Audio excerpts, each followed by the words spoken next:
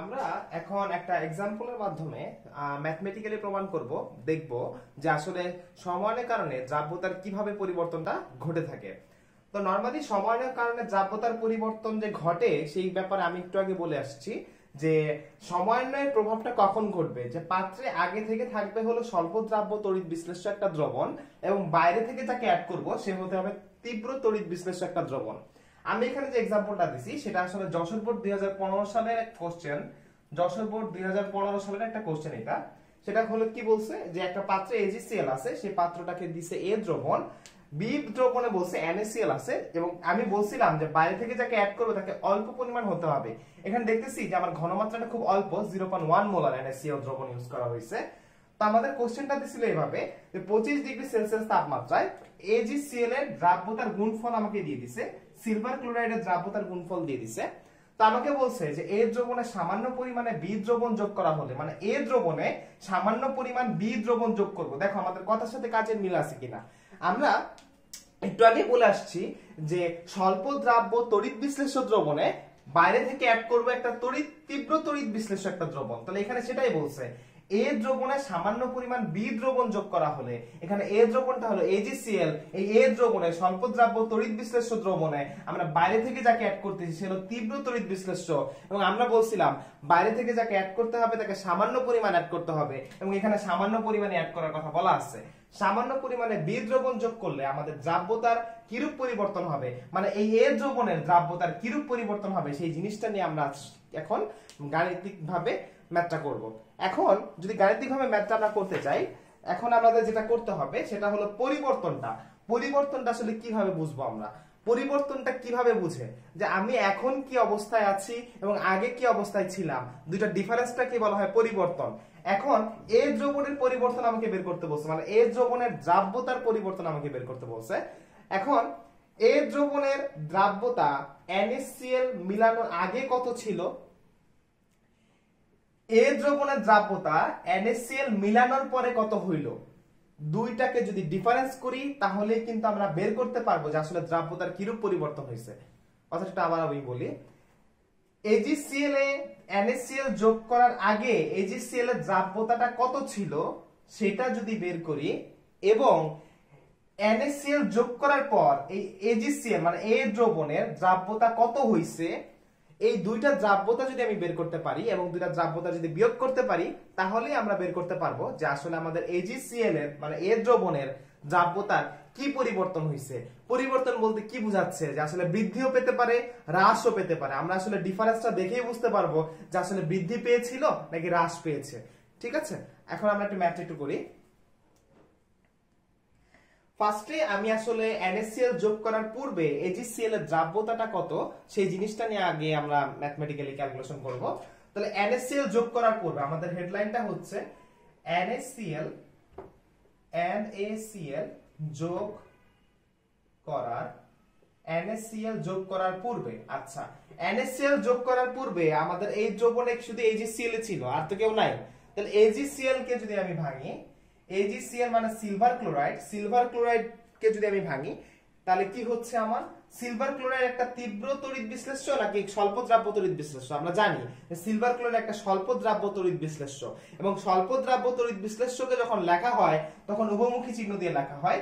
তাই আমরা এখানে একমুখী চিহ্ন না দিয়ে আমরা এখানে উভমুখী চিহ্ন দিব। ফলে এখানে কি হবে, AgCl কে যদি ভাঙে তাহলে এটা দুইটা আয়নে কনভার্ট হবে। ক্লোরিন হলো ঋণাত্মক আয়ন আমরা জানি, তো ক্লোরিনের সাথে যে সিলভারটা আছে সে অবশ্যই ধনাত্মক আয়ন হবে, তাহলে আমরা যদি ধনাত্মক আয়ন আকারে লিখি Ag+ এবং কি Cl-। ওকে, এখন আমরা যেটা করব সেটা হলো AgCl এর দ্রাব্যতা আমরা ধরে নিব যে AgCl এর দ্রাব্যতা হলো S। ধরি AgCl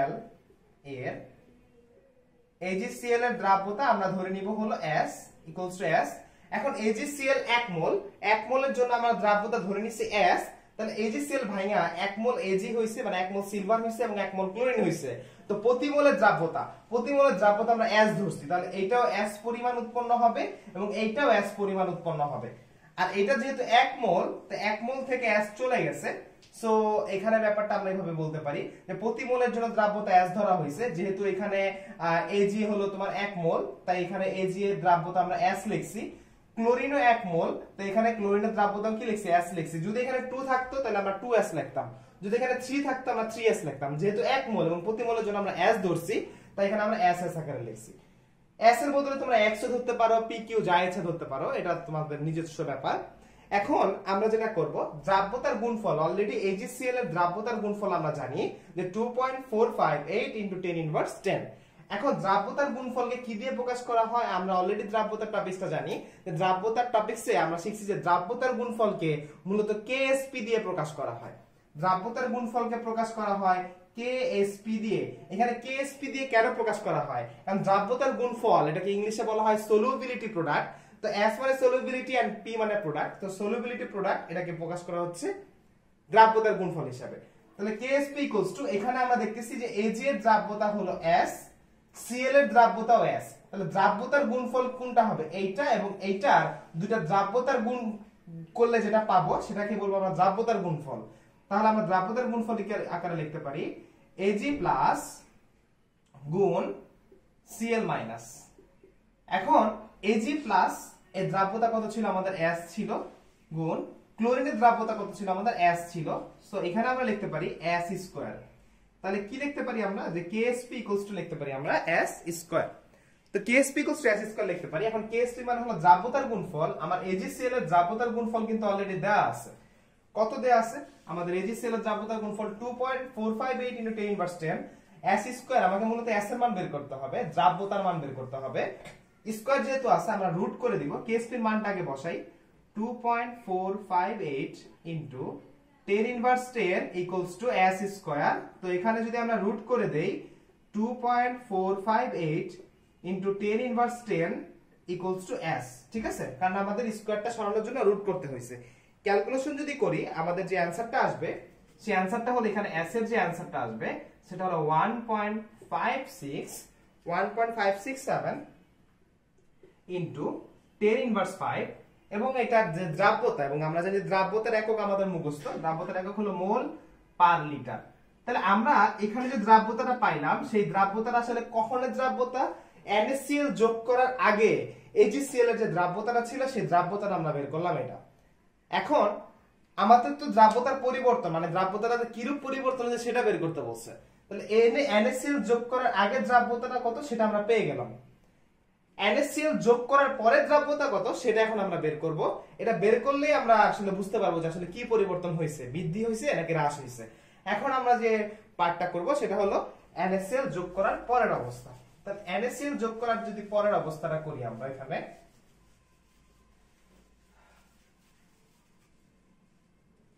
NaCl যোগ করার পূর্বের বদলে আমি এখানে পরে লিখে দিচ্ছি, NaCl যোগ করার পরের অবস্থা।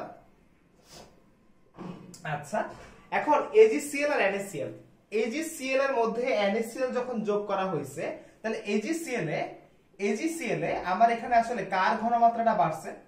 আচ্ছা, আগে আমরা AgCl কে ভাঙাই আগে, Ag প্লাস আর কি Cl মাইনাস।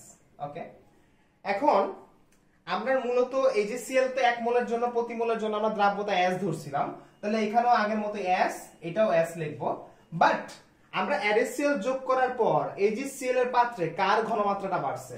AgCl আগে ছিল, NaCl পরে দিছি।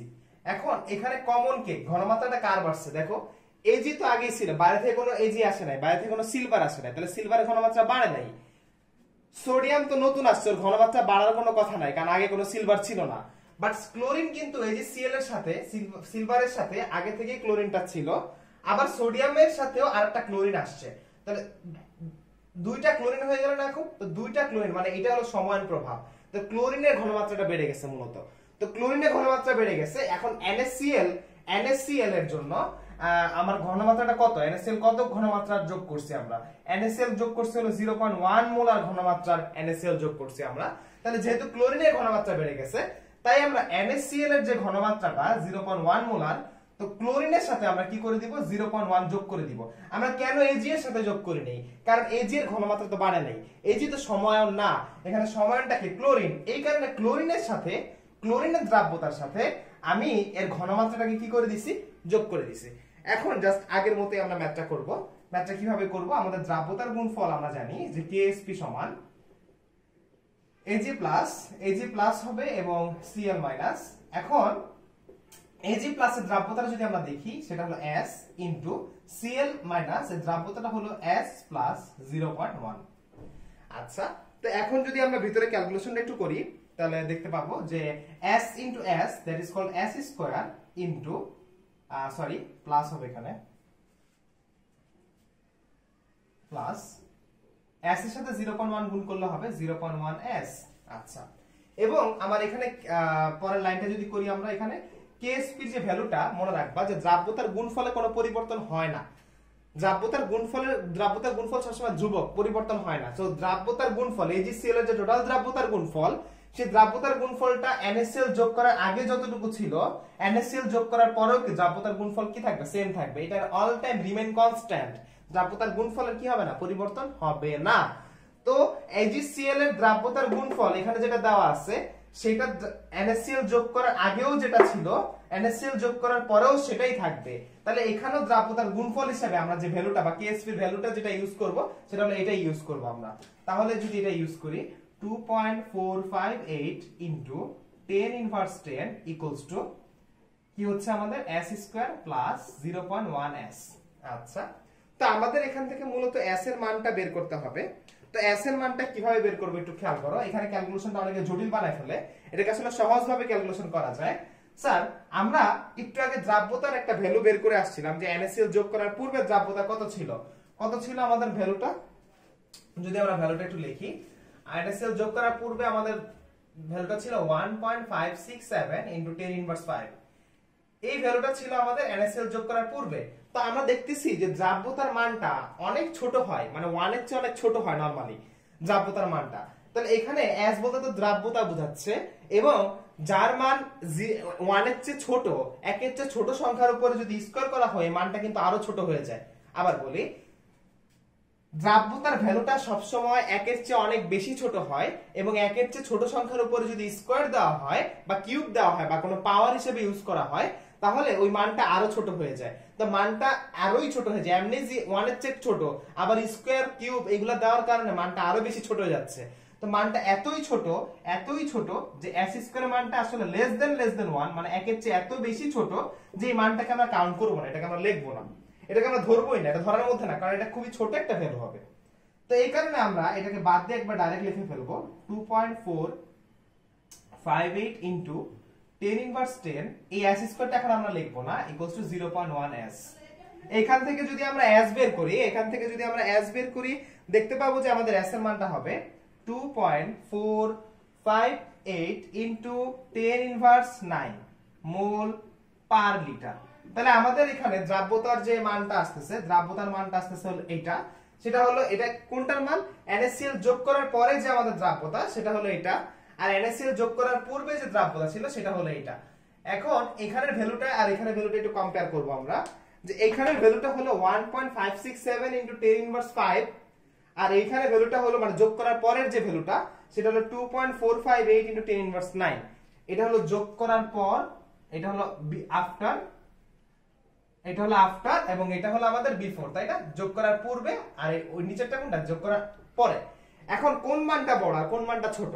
স্যার মনে রাখবেন, ইনভার্সের দিক দিয়ে যে মানটা বড়, মানে ইনভার্সের দিক দিয়ে যেটা বড় সেটা আসলে ছোট। এখন এখানে ইনভার্স হলো 5 আর এখানে হলো ইনভার্স 9।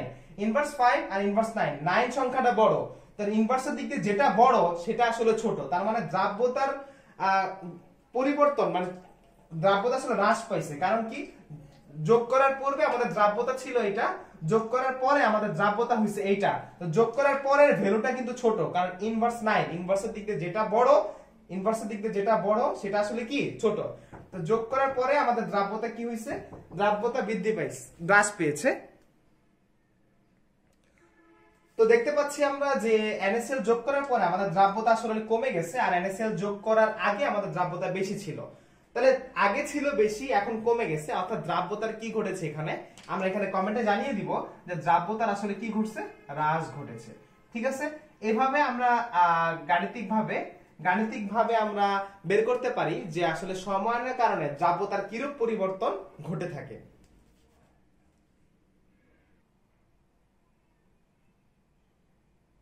আচ্ছা, আগের ম্যাথমেটিক্যাল প্রবলেমটা যদি আমরা বুঝে থাকি তাহলে আসলে এই ম্যাথমেটিক্যাল প্রবলেমটা আসলে আমাদের জন্য আসলে খুবই সহজ হয়ে যাবে।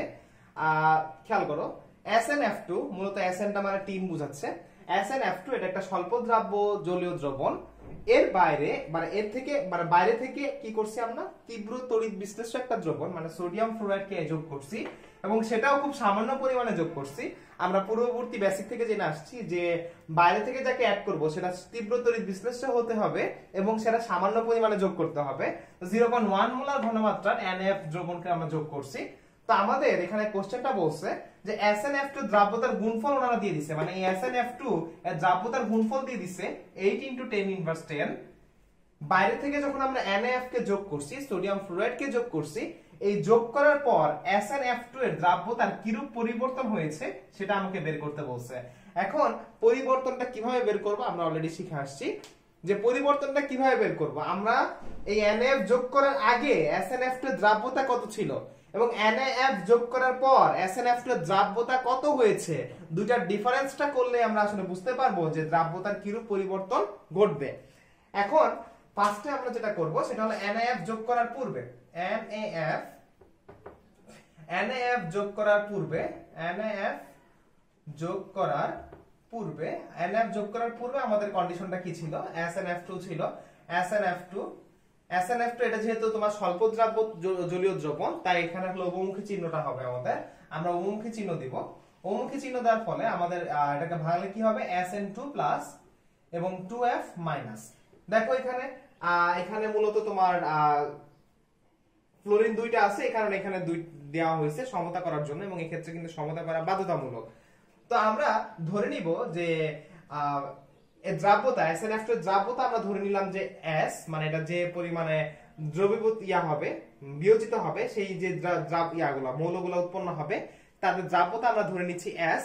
তাহলে প্রতি মোলের জন্য যদি আমরা S ধরি, এটা যে পরিমাণে বের হবে বিয়োজন মাত্রা, এটা যদি S হয়, এটা 1 মোল আছে, এখান থেকে যদি S পরিমাণ হয় তাহলে এখানে তো S পরিমাণে উৎপন্ন হবে, তাহলে প্রতি মোলের জন্য S, তাহলে এখানে মোল আছে কয়টা, 1 মোল। তো 1 মোলের জন্য S, এখানে মোল আছে দুইটা, দ্যাট ইজ কল্ড 2S। তাহলে এখন যদি আমরা দ্রাব্যতার গুণফলটা বের করি, দ্রাব্যতার গুণফল হলো KSP। দ্রাব্যতার গুণফল আমরা কিভাবে বের করব, Sn2 plus into 2F minus. এখন দ্রাব্যতার গুণফলে আমরা একটা ব্যাপার খেয়াল করব যে দ্রাব্যতার গুণফলে হলো আমাদের এখানে যে ঘাতটা, যে 2টা, এটা ভেতরেও থাকে এবং এটা বাইরেও কি পাওয়ার হিসেবে যায়। এখানে বাইরে আমি কেন 2 লিখলাম, কারণ ভেতরেও 2 আছে বাইরেও 2, মানে ভেতরে যে পাওয়ারটা থাকবে সেটা বাইরেও লেখা হবে। ঠিক আছে, তাহলে আমাদের যদি এখন দেখি আমরা যে KSP এর ভ্যালুটা আমাদের দেওয়া আছে, মানে দ্রাব্যতার গুণফলটা দেওয়া আছে 8 × 10⁻10। তাহলে 8 × 10⁻10 হলো আমাদের KSP এর মান।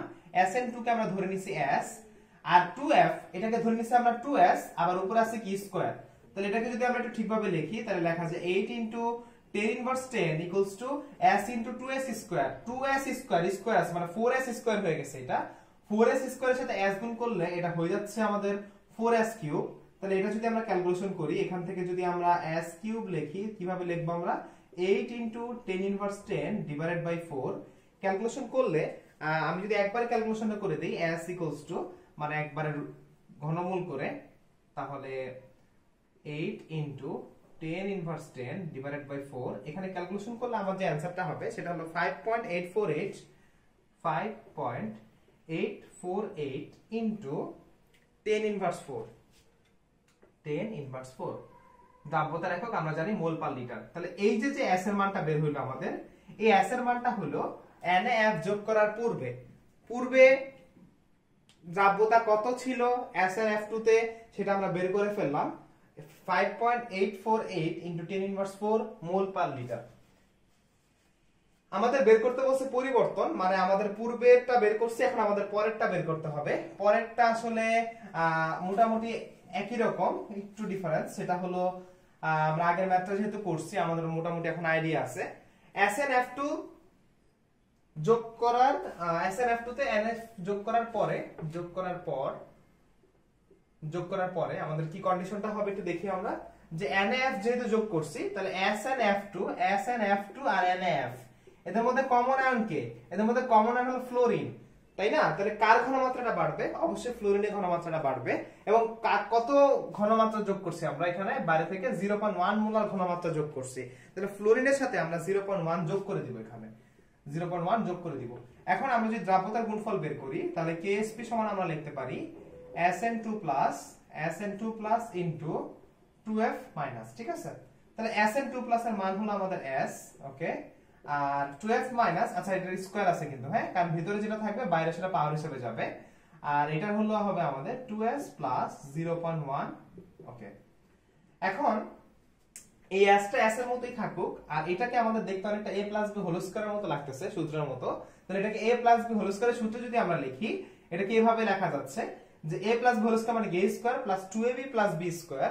তো এটাকে যদি আমরা a ধরি, এটাকে যদি আমরা a ধরি আর এটাকে যদি আমরা b ধরি, তাহলে a স্কয়ার মানে কি 4s square plus 2ab 2 into a মানে কি 2s, b মানে কি 0.1, ঠিক আছে? আচ্ছা, ওকে, প্লাস b স্কয়ার মানে কি 0.1 স্কয়ার, ঠিক আছে? তাহলে এখন যদি এভাবে লিখি আমরা s ইনটু 4s স্কয়ার, এটা কত হবে বলো তো? এটা গুণ করলে হবে 0.4s, এখানে যোগ চিহ্ন হবে, সরি, প্লাস 0.1 কে স্কয়ার করলে আমাদের যেটা হবে সেটা হলো 0.01, ওকে। এখন আমরা এই s দিয়ে সবগুলা গুণ করে দিব, তাহলে এটা কি হবে 4s কিউব হয়ে যাবে প্লাস 0.4s স্কয়ার হয়ে যাবে প্লাস 0.01s হয়ে যাবে, ওকে। KSP কিন্তু এখানে, হ্যাঁ, আচ্ছা। তো এখন আমরা আগের ম্যাথটাতে শিখে আসছি যে s এর মান মানে দ্রাব্যতার মান 1 এর চেয়ে ছোট, বেশ ছোট। দ্রাব্যতার মান কি s এর চেয়ে মানে 1 এর চেয়ে বেশ ছোট। এখন 1 এর চেয়ে ছোট মানের উপর যদি স্কয়ার কিউব বা কোনো পাওয়ার দেওয়া হয়, ওই মানটা আরো বেশি ছোট হয়ে যায়। এমনিতে 1 এর চেয়ে ছোট মান, দ্রাব্যতার মান কিন্তু অল টাইম 1 এর চেয়ে ছোটই হয়, এবং যদি 1 এর চেয়ে ছোট মানের উপর কিউব বা যে কোনো পাওয়ার দেওয়া হয়, মানটা আরো বেশি ছোট হয়ে যায়। মানটা এত বেশি ছোট হয়ে যায় যে আসলে ওই মানটা আসলে আমরা কি নিব না, গ্রহণ করব না। তাহলে s কিউবের মান এবং s স্কয়ারের মান, যেহেতু এদের উপর পাওয়ার আছে এদের উপরে, তাই আমরা এই ভ্যালুগুলোকে আমরা নিব না। তো এই ভ্যালুগুলোকে নিব না মানে এদের মানটা আসলে লেস দেন 1, কারণ s এর মান এমনিই ছোট, আবার উপরে পাওয়ার আছে, পাওয়ার থাকার কারণে এই মানটা আরো বেশি ছোট হয়ে গেছে। তাহলে লেস দেন 1, তাহলে এই ভ্যালুগুলো আমরা নিব না। তাহলে আমরা শুধুমাত্র কি নিব 0.01s, এই ভ্যালুটা শুধুমাত্র আমরা নিব। তাহলে আমাদের KSP এর যে মানটা ছিল, এখানে আমরা আগেও শিখছি, আগের ম্যাথটাতে শিখে আসছি যে KSP এর মানে কোনো চেঞ্জ হয় না। দ্রাব্যতার পূর্বে KSP এর মান যেটা থাকবে মানে দ্রাব্যতার গুণফল যেটা থাকবে, বাইরে থেকে অ্যাড করার পরেও আমাদের কি দ্রাব্যতার গুণফল কি সেটাই থাকবে। তাহলে আমরা এখনো দ্রাব্যতার গুণফল আগেরটা ইউজ করব, 8 * 10 ইনভার্স 10 ইকুয়ালস টু, এখানে তো এই ভ্যালুগুলো আমরা নিব না, এগুলো এলিমিনেট হয়ে গেছে, এগুলো আমরা নিব না, ঠিক আছে? কারণ কি এই s কিউব s স্কয়ার এগুলোর মান কি 1 এর চেয়ে এতই ছোট, লেস দেন 1, সেই মানগুলো আমাদের কাউন্টেবল হবে না, 0.01s। তাহলে আমরা এখান থেকে যদি s এর মানটা বের করতে চাই, তাহলে কি হবে আমাদের 8 * 10 ইনভার্স 10 ডিভাইডেড বাই 0.01। তো এখান থেকে যদি আমরা s এর মানটা বের করি, দেখব যে আমাদের s এর মানটা আসছে 8 * 10 ইনভার্স 8 মোল পার লিটার। তাহলে এইটা হলো আমাদের যোগ করার পরের অবস্থা। আর যোগ করার পূর্বে আমাদের যে দ্রাব্যতা ছিল সেটা ছিল হলো 5.458 * 10 ইনভার্স 4 মোল পার লিটার। এটা হলো যোগ করার পূর্বে ছিল, মানে বিফোর, এটা যোগ করার পূর্বে ছিল, এবং এটা হলো আমাদের যোগ করার পরে, ঠিক আছে? এখন যোগ করার পূর্বে আর পরের মধ্যে একটু কম্পেয়ার করি আমরা। যোগ করার পরে দেখতে পাচ্ছি যে আমাদের ইনভার্সের মানটা আসলে বড়। আমরা জানি যে যদি ইনভার্সের মানটা বড় হয়, সেই মানটা আসলে কি হয়ে যায়, সেই মানটা আসলে ছোট মান। তাহলে দেখতে পাচ্ছি যে যোগ করার পরে মানে আফটার যোগ করার পরে আমাদের দ্রাব্যতার মানটা কম, তো দ্রাব্যতার মানটা কমে গেছে যোগ করার পরে আগের তুলনায়। তাহলে দ্রাব্যতার এখানেও কি ঘটেছে, এখানেও দ্রাব্যতার হ্রাস ঘটেছে, হ্যাঁ, এখানেও দ্রাব্যতার কি ঘটেছে, হ্রাস ঘটেছে। ম্যাথ করে আমরা জাস্ট নিচে কমেন্ট করে দিব, অর্থাৎ এখানে দ্রাব্যতার হ্রাস ঘটেছে।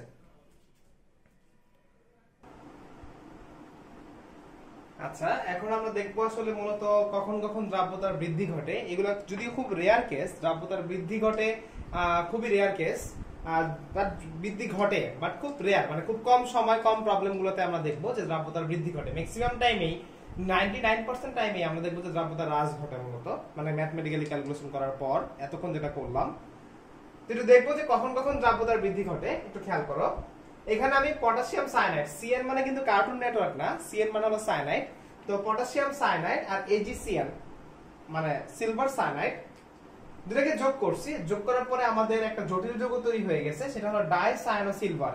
জটিল যৌগ এটা কিভাবে বুঝলাম? এটা জটিল যৌগ সহজ ভাষায় বলি, শর্টকাট টেকনিকে, যে থার্ড ব্র্যাকেট ওয়ালা যৌগগুলোকে আসলে মূলত জটিল যৌগ বলা হয়। জটিল যৌগ সম্পর্কে তোমরা আসলে অধ্যায় 3-এ ভালো মতো ডিটেইলস শিখতে পারবা, বাট আপাতত এতটুকু মনে রাখো যে থার্ড ব্র্যাকেট ওয়ালা যৌগগুলোকে জটিল যৌগ বলা হয়। তো এখন তোমাদের কাছে আমাদের একটা প্রশ্ন, যে এটা হলো তীব্র তড়িৎ বিশ্লেষ্য, এটা হলো স্বল্প তড়িৎ বিশ্লেষ্য। আমি একটু আগেই বলছিলাম যে দ্রবণে বাইরে থেকে যাকে অ্যাড করা হয় সে কি তীব্র হয় নাকি স্বল্প হয়? আমরা বলছিলাম যে বাইরে থেকে যাকে অ্যাড করা হয় সে হলো তীব্র তড়িৎ বিশ্লেষ্য, আর পাত্রে আগে থেকে স্বল্প তড়িৎ বিশ্লেষ্য থাকে। তাহলে এই দুইটার মধ্যে কোনটা আগে আসছে আর কোনটা পরে আসছে? এইটা হলো দ্রবণে আগে থেকেই ছিল, যেহেতু স্বল্পটা আগে থেকেই থাকে দ্রবণে, বাইরে থেকে তীব্র তড়িৎ বিশ্লেষ্য যোগ করা হয়, মানে এটা পরবর্তীতে যোগ করা হয়েছে। যোগ করার পর আমার যে যৌগটা হয়েছে এটা হলো পটাশিয়াম ডাইসায়ানোসিলভার। এটা একটা জটিল যৌগ।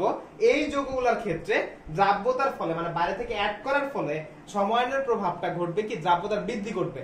সময়ায়নের প্রভাবে দ্রাব্যতার এই সকল দ্রবণের ক্ষেত্রে কি ঘটবে? বৃদ্ধি ঘটবে। মানে জটিল যৌগের ক্ষেত্রে সময়ায়নের প্রভাবে দ্রাব্যতার বৃদ্ধি ঘটে।